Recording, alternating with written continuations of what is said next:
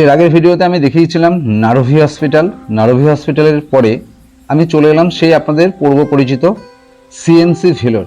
আমি আগেই বলেছিলাম আগে নারভিটা দেখিয়ে দিই, তারপর এই হসপিটালের কী কী নিয়ম 2026-এর মার্চ এপ্রিল মাসে হয়েছে সবটাই আপনাদেরকে শেয়ার করব। পশ্চিমবঙ্গ এবং বাংলাদেশ এই দুই জায়গা থেকে সব থেকে বেশি লোক চিকিৎসা করার জন্য কিন্তু প্রথম বেছে নেয় ভেলোরের এই সিএমসি অর্থাৎ খ্রিস্টান মেডিকেল কলেজ। কিন্তু তারা আসবেন কিভাবে, ডাক্তার দেখাবেন কিভাবে, কত টাকাই বা খরচ, থাকবেন কোথায় এবং সর্বশেষে খরচই বা কত, সেই সব বিবরণ নিয়েই কিন্তু আজকে আমার এই ভিডিওটা। তাই ভিডিওটাকে স্ক্রিপ্ট না করে সম্পূর্ণ ভিডিওটা দেখতে থাকুন। প্রথমেই আমি খ্রিস্টান মেডিকেল কলেজের ভেতর ঢুকে গেলাম। ঢুকে গিয়ে কিন্তু এবার আপনাদের সমস্ত বিষয়গুলো আস্তে আস্তে বলবো। আস্তে আস্তে কিন্তু আপনারা সব বুঝে নেবেন। যদি মনে হচ্ছে কিছু বুঝতে পারলেন না, তাহলে অবশ্যই আমাকে আপনারা কিন্তু কমেন্ট বক্সে কমেন্ট করবেন এবং ডিসপ্লেতে যে নেওয়া নাম্বারগুলো আছে নাম্বারে যোগাযোগ করবেন। হসপিটালের সুন্দর পরিবেশ এবং এই যে ওয়ার্কিং যে লাইন কাটা আছে, আপনাকে এই বাদিক থেকেই যেতে হবে, কোনো রকম রাস্তার মাঝখান দিয়ে যাবেন না। এবং এখানে চারিদিকে সিকিউরিটি ভর্তি এবং এরা কিন্তু যথেষ্ট এডুকেটেড। যদি আপনার কিছু জানার থাকে আপনি কিন্তু ওনাদেরকে বিনা সংকোচ বোধেই কিন্তু জানতে পারেন। এই যে বাদিকের যে বিল্ডিংটা দেখছেন, এটা হচ্ছে সিলভার বিল্ডিং।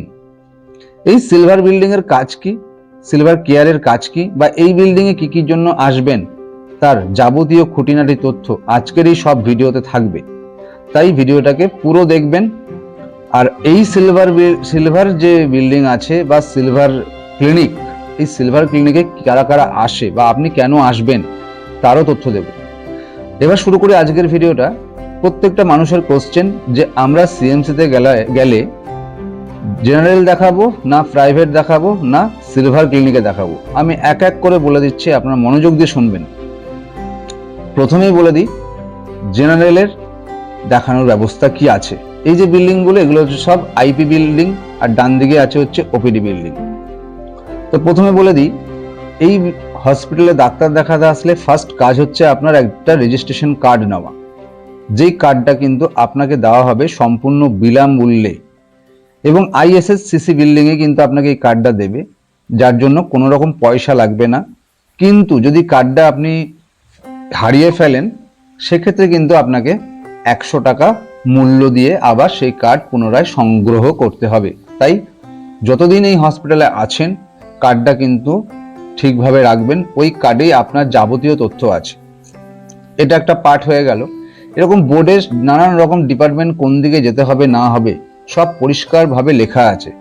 যদি না বুঝতে পারেন, এখানে যে সিকিউরিটি দাদারা আছেন ওনাদের জিজ্ঞাসা করবেন। ওনারা কিন্তু যথেষ্ট ভালো এবং প্রচণ্ড হেল্পফুল। কোনো কথায় তাদের না নেই এবং বুঝিয়ে আপনাকে ঠিক ডিপার্টমেন্টে কোন দিকে যেতে হবে সব কিছু বলে দেবে। চলে আসি এবার মেন পার্ট, জেনারেল। জেনারেলের ডাক্তার দেখানোর দুটো সুবিধা আছে এবং অসুবিধেও আছে। সুবিধে আর অসুবিধে দুটোই আমি বলে দিচ্ছি। প্রথমেই বলে দিই জেনারেল ডাক্তার দেখালে আপনাদের কি কি সুবিধে। 1 নম্বর, দিনের দিন আপনারা অ্যাপয়েন্টমেন্ট পেয়ে যাবেন ডাক্তারের, বা পরের দিনকেই অ্যাপয়েন্টমেন্ট পেয়ে যাবেন। 2 নম্বর সুবিধা কি, কম খরচ এবং মাত্র 270 টাকার মধ্যেই কিন্তু আপনার কাজ মিটে যাবে, কোনো রকম বেশি টাকা কিন্তু খরচ হবে না। 3 নম্বর হচ্ছে কি, আপনাকে ওনারা যথারীতি গাইড করে দেবেন এবং খুব তাড়াতাড়ি কিন্তু ডাক্তার দেখানো হয়ে যাবে এবং আপনি বাড়ি ফিরে যেতে পারবেন। এটা হলো 3টে সুবিধে। এরপর বলে দিই অসুবিধেটা কি। অসুবিধে এটাই, আপনাকে ডাক্তার কিন্তু সেইভাবে দেখবে না। 2 নম্বর হচ্ছে এইখানে যে ডাক্তাররা দেখবেন জেনারেলে, এনারা সবাই কিন্তু জুনিয়র ডাক্তার, তার ফলে কিন্তু ঠিক রোগ ওনারা নাও ধরতে পারেন। 3 নম্বর কি হচ্ছে, 3 নম্বর যে টেস্টগুলো আপনাদেরকে দেবে সেই টেস্টগুলো ওরা কিন্তু অনেক সময় অপ্রয়োজনীয় টেস্টও দিয়ে দেয়, যেই টেস্টটা করানোর পরে আপনাদের টাকাটা কিন্তু জলে চলে যাবে। এটা হলো আপনার অসুবিধে। এরপরে কথা হচ্ছে প্রাইভেট ডাক্তারের সুবিধা অসুবিধাও আছে। প্রাইভেট ডাক্তার যদি আপনি দেখান, সুবিধে কি কি। প্রাইভেট ডাক্তারের এখানে ভিজিট হচ্ছে 900 টাকা এবং পরের বার কিন্তু আপনাকে সেই ডাক্তারকে যখন রিপিট দেখাবেন আপনাকে দিতে হবে 350 টাকা। 1 নম্বর খরচও বেশি, সেরকম সুবিধাও আছে। সুবিধাগুলোর মধ্যে একটা বলে দিলাম। আর একটা হচ্ছে এইখানে যে যে ডাক্তাররা বসেন তারা যথেষ্ট সিনিয়র এবং অভিজ্ঞতা সম্পন্ন ডাক্তার, এবং এখানে অনেক সময় এইচওডিরাও বসেন। তার ফলে কি হবে, আপনাকে একটা চেম্বারে কিন্তু আপনাকে অনেকক্ষণ ধরে দেখবেন এবং আপনার আগের ডাক্তার দেখানোর যে মেডিকেল হিস্ট্রি আছে সেই হিস্ট্রিগুলো কিন্তু অনেক যত্ন সহকারে এবং মনোযোগ সহকারে দেখবেন, এবং দেখার পরে যেটুকু প্রয়োজন সেটুকুই কিন্তু আপনাকে টেস্ট করতে দেবে। অযথা কিন্তু আপনার পয়সা খরচ হবে না, এবং আপনার সময় কিন্তু টাইম নিয়ে ডাক্তার দেখবে, কিন্তু আপনার মন কিন্তু ডাক্তার দেখানোর পরে সত্যি কথা বলতে ডাক্তার আর আপনার মধ্যে কিন্তু একটা বন্ডিং তৈরি হয়ে যাবে, যেটা জেনারেলে আপনি পাবেন না। এটা হলো একটা সুবিধে। আর একটা সুবিধা হচ্ছে কি, এইখানকার ডাক্তারদের যদি আপনি ডাক্তার দেখান এমনভাবেই বন্ডিং তৈরি হয়ে যাবে, আপনি সেই ডাক্তারকে চাইলে পরের বারও আবার দেখাতে পারবেন, বা প্রাইভেটে করলে কিন্তু আপনি নিজের চয়েস অনুযায়ী ডাক্তার কিন্তু অনলাইনে অ্যাপয়েন্টমেন্ট করে এখানে আসলে সেই ডাক্তারের অ্যাপয়েন্টমেন্টটি আপনি পাবেন, হয়তো 2-3 দিন লেট হবে। এগুলো ছিল সুবিধে। এবার বলে দিই অসুবিধে। প্রাইভেটে ডাক্তার দেখালে অসুবিধাটা কি হবে, ধরুন আপনি অনলাইনে একটা ডাক্তারের অ্যাপয়েন্টমেন্ট নিয়ে এলেন 900 টাকা দিয়ে, আপনি কোনো কারণবশত ওই ডাক্তারকে দেখাতে চাইছেন না বা দেখাতে পারলেন না, সেই সময় কিন্তু ওই যে অনলাইন বা অফলাইনে আপনি যে 900 টাকা বা 1000 টাকা দিয়ে ডাক্তার অ্যাপয়েন্টমেন্ট নিয়েছিলেন সেই টাকাটা কিন্তু আপনার আর ফেরতযোগ্য নয়, আপনি কিন্তু ফেরত পাবেন না। তাই এইখানে কিন্তু আপনাকে ভেবেচিন্তে আপনাকে অনলাইনে বুক করতে হবে, যে আপনি ডাক্তার দেখানোর কথা সিদ্ধান্ত নিলে তবেই আপনি কিন্তু বুকিং করবেন। প্রাইভেটে কোনো রকম ডাক্তার আপনার টাকা ফেরত হয় না, এটা সুবিধে। 2 নম্বর অসুবিধে কি হলো, 2 নম্বর অসুবিধা হচ্ছে আপনার এখানে জেনারেলে যেমন আপনি দিনের দিন বা তার পরের দিন অ্যাপয়েন্টমেন্ট পেয়ে যাচ্ছিলেন, প্রাইভেটে কিন্তু আপনার এখানে দীর্ঘদিন টাইম লাগবে, 2 দিন 3 দিন 4 দিন 5 দিনও লাগতে পারে। তাই যারা যারা ভাবছেন প্রাইভেটে ডাক্তার দেখাবেন তারা কিন্তু অনলাইনে অ্যাপয়েন্টমেন্ট নিয়ে আসবেন, আপনাদের অনেকটা কিন্তু সময় বাঁচবে। এটাই ছিল আজকের আমার ভিডিও। আরও একটা মেন জরুরি তথ্য বলে দিই, যেটা হচ্ছে যে যারা যারা আপনি সিলভার ক্লিনিকে ডাক্তার দেখাবেন। এবার সিলভার ক্লিনিকের কাজ কি, ধরে নিন আপনার টাকা পয়সা আছে, আর্থিক ক্ষমতা মোটামুটি ভালো, তাড়াতাড়ি ডাক্তার দেখাতে চাইছেন, বা আরও তাড়াতাড়ি দ্রুত অপারেশনের কেস আছে, সেই সমস্ত ক্ষেত্রে কিন্তু আপনারা সিলভার ক্লিনিকে যোগাযোগ করতে পারেন। এই সিলভার ক্লিনিকে কিন্তু অনেক সিনিয়র ডাক্তার এবং হসপিটালের ডিপার্টমেন্টের এইচওডিরাও বসেন। এখানে ভিজিট 1400 থেকে 1500 টাকা। এখানে যদি বড় বড় ডাক্তার দেখাতে চান বা অপারেশনের কেস থাকে তাহলে সিলভার ক্লিনিকে আপনারা যোগাযোগ করতে পারেন। সদ্য কিন্তু আপনার ট্রিটমেন্ট হয়ে যাবে এবং বড় বড় ডাক্তারদের সাথে কিন্তু আপনি কথা বলে আপনার রোগীর কি হয়েছে না হয়েছে জেনে কিন্তু আপনি দ্রুত ডিসিশন নিতে পারবেন। খরচাটা প্রাইভেট এবং জেনারেলের তুলনায় আরও একটু বেশি, প্রায় 3 গুণ। তাই সম্পূর্ণ বুঝিয়ে দিলাম, আপনাদের যেখানে যেখানে সুবিধা হবে সেখানে সেখানে কিন্তু আপনারা যোগাযোগ করে ডাক্তার এভাবেই দেখাতে পারেন। এবার বলে দিই প্রথমে জেনারেলের কম ভিজিট এবং অনেক রোগীর মধ্যে আপনাকে দেখবে, তার মানে এই নয় যে ওইখানকার ডাক্তাররা খারাপ বা আপনার অপারেশন ঠিকঠাক হবে না। সময় লাগবে, জুনিয়র ডাক্তার, কিন্তু আপনার কিন্তু অপারেশনের ক্ষেত্রে কিন্তু সব ঠিকঠাক। তো আশা করি সব বিষয়ে বোঝাতে পারলাম। এরপরেও যদি আপনাদের কোথাও বুঝতে কিছু অসুবিধা থাকে আপনারা ডিসপ্লেতে যে নাম্বারটা দেওয়া রয়েছে আপনারা আমাদের কাছে কিন্তু যোগাযোগ করতে পারেন। আমরা আপনাকে সব রকমভাবে সাহায্য করব, কোনো রকম পয়সা লাগবে না। আর এই গোটা হসপিটালে যে জেব্রা ক্রসিং আছে এই জেব্রা ক্রসিং দিয়েই আপনাকে হাঁটতে হবে, আর এখানে যে নিয়ম আছে সেগুলো আপনাকে মেনে চলতে হবে। এবং ভেতরেই রয়েছে ব্যাংক এবং এটিএম, টাকা পয়সা তোলা বা অনলাইনে পেমেন্ট সব কিছু কিন্তু এই হসপিটালের ভেতরেই অ্যাভেলেবেল আছে। তাই যদি আপনারা মনে করছেন এমার্জেন্সি কোনো কেস, সাইডেই রয়েছে এমার্জেন্সি এবং দাদারা সিকিউরিটি দাদারা রয়েছেন, ওনাদেরকে জিজ্ঞাসা করবেন, সব রকমভাবে হেল্প করে দেবে। সব কিছু এই ভিডিওতে আমি বলে দিলাম। এরপরেও যদি কিছু জানার থাকে আপনারা এই নাম্বারে হোয়াটসঅ্যাপ করতে পারেন। এরপরে হসপিটালের কি নিয়ম আছে না আছে সব তো আপনাদেরকে সাজেশন করে দিলাম। এরপরে কথা হচ্ছে যে এই হসপিটালে ডাক্তার দেখানোর জন্য আপনারা কোথায় থাকবেন, কিভাবে থাকবেন, কতই বা খরচ, ওষুধের দোকান বা খাওয়া দাওয়ার দোকান এখানে অ্যাভেলেবেল আছে কি নেই, সব কিছু অ্যাভেলেবেল আছে। চলুন আপনাদের সেটাও দেখিয়ে দিই। এই যে হসপিটালের ভেতর দিয়ে আমি গিয়েছিলাম, এই হসপিটালের ঠিক বাদিক, ডান দিক এবং এই হসপিটালের চারিদিকটায় প্রত্যেকটা হোটেল কিন্তু বাঙালি। এবার এইখানে কিন্তু আপনাকে সাবধানভাবে ঘোরাফেরা করে ঠিকঠাকভাবে কিন্তু আপনাকে এখানে দাম দর করে হোটেল ভাড়া করতে হবে।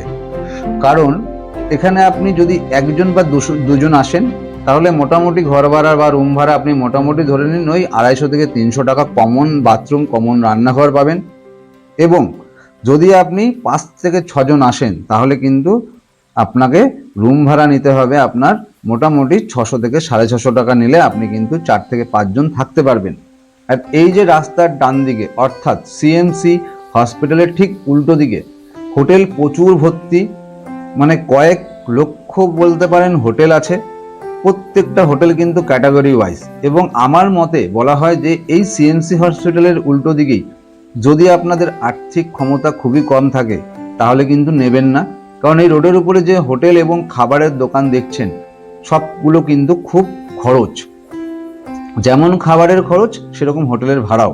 এক একটা রুমের ভাড়া 1500, 2000, 1200, 1300। তাই আমার মতামত অনুযায়ী এই যে মেন রোড, এই মেন রোডের উল্টো দিকে গান্ধী রোড আছে। এই দেখুন নীল বোর্ড লাগানো আছে।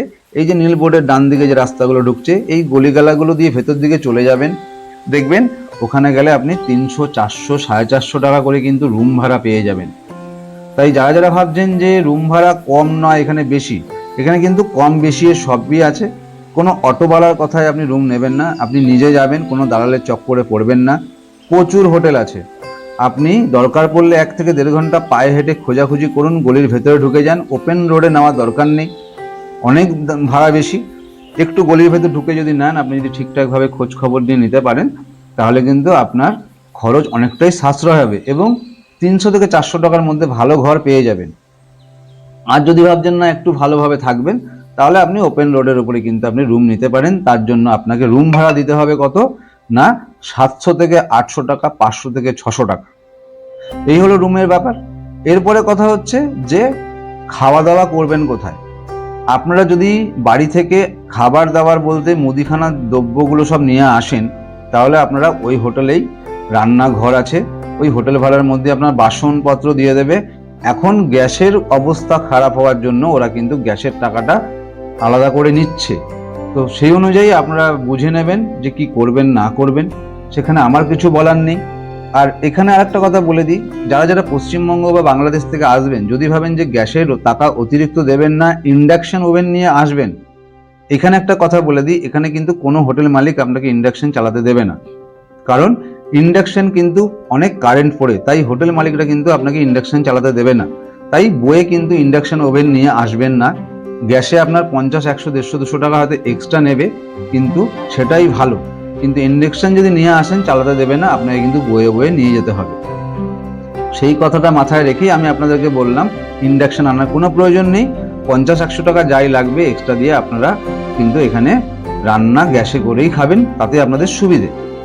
যদি চান যে এখানে রেস্টুরেন্টে খাওয়া দাওয়া করবেন, করতেও পারেন। খাবার 70, 80, 90 অনেক কমের মধ্যেই পেয়ে যাবেন। বাঙালি হোটেল প্রচুর আছে, আপনাদের কোনো রকম খাবারের অসুবিধে হবে না। সারাদিনে যদি আপনি দুবেলা খান, এক একজনের মোটামুটি ওই 100 থেকে 120 টাকা। তবে আমার মতে বলা হয় বাজার করে খেলে কিন্তু আপনাদের অনেকটাই টাকার সাশ্রয় হবে। তাই যদি বাড়ি থেকে কিছু মুদিখানা দ্রব্য নিয়ে আসতে পারেন, এখানে রান্না করে খাবেন। তবে থালা বাসন কিছু ক্যারি করবেন, কারণ এখানে যে থালা বাসন রয়েছে সেগুলো তো সবাই রান্না বান্না করে খাচ্ছে। তাই নিজের নিজের সেফটির জন্য, নিজের নিজের সুবিধার জন্য আমার মতে বলা হয় যে আপনি থালা বাসন কয়েকটা নিয়েই আসবেন, তাহলে পরিষ্কার পরিচ্ছন্নভাবে খেতে পারবেন। এখানে রয়েছে অজস্র ট্রাভেলস। আপনি এইখানে ডাক্তার দেখানোর পরে যদি ভাবছেন যে যাওয়ার জন্য টিকিট করবেন, যদি টিকিট আগে থেকে করে নিয়ে আসেন ভালো, নাহলে এখানে কিন্তু লোকালে অলিতে গলিতে প্রচুর ট্রাভেলস রয়েছে। সেই ট্রাভেলসে গিয়ে টিকিটের যে দাম তার থেকে কিছু টাকা দাম বেশি দিয়ে আপনারা কিন্তু যাওয়ার টিকিট করতেই পারেন। হয়ে গেল টিকিটের ঝামেলা। এরপরে বলে দিই কোথাও ঘুরতে যাবেন, এই আশেপাশে যেমন শ্রীপুরাম, গোল্ডেন টেম্পল, পাহাড়ে বজরংবলীর মন্দির, শিব মন্দির, অনেক কিছু আছে। যদি আপনারা চাইছেন সেখানে ঘুরতে যাবেন, লোকালে অটো ভাড়া করবেন। পার হেড 250 থেকে 400 টাকার মধ্যে ভাড়া নেবে। আপনারা যে কিন্তু লোকালের সাইট সিনও ঘুরে আসতে পারেন। এর পরের ভিডিওতে আমি একটা লোকাল সাইট সিনের ভিডিও আপলোড করব আপনাদের সুবিধার জন্য, যে ডাক্তার দেখানো হয়ে গেলে হাতে একদিন বা দুদিন টাইম থাকলে আপনারা লোকালে কোথায় ঘুরতে যাবেন, কি কি দেখার আছে এবং তার খরচপাতি বা কেমন। তো আশা করি আপনাকে সিএমসিতে ডাক্তার দেখাবেন কি করে, কোথায় থাকবেন, হোটেল ভাড়া, এই সমস্ত সবকিছু বিষয় নিয়ে আপনাকে আমি জানাতে পারলাম। যদি আমার এই ভিডিও দেখে আপনার উপকার হয়ে থাকে তাহলে দয়া করে পাশে থাকবেন এবং আপনার এই ভিডিওটিকে কিন্তু লাইক, কমেন্ট আর শেয়ার করবেন যেন প্রত্যেকটা মানুষের সুবিধা হয়। আর যারা আমার চ্যানেলে নতুন তারা তো সাবস্ক্রাইব করবেন যেন এরকম নতুন নতুন হসপিটালের তথ্য আমি আপনাদের দিয়ে সাহায্য করতে পারি। হয়ে গেল ডাক্তার দেখানো এবং হোটেল। এরপর বলে দিই কিভাবে ভেলোর আসবেন। যারা যারা এসেছেন তারা তারা তো জানেনই, আর যারা যারা জানেন না যে এই ভেলোরে পৌঁছবেন কি করে তাদের জন্য দেখিয়ে দিই বা বলে দিই যে আপনারা কিভাবে এই হোটেল বা এই আপনার কাঠপাট্টিতে আসবেন বা ভেলোরে ডাক্তার দেখাতে আসবেন। চলুন দেখিয়ে দিচ্ছি এরপরে আপনারা কিভাবে হাওড়া থেকে বা পশ্চিমবঙ্গ বা বাংলাদেশ থেকে কিভাবে আপনারা এই ভেলোরে ডাক্তার দেখাতে আসবেন।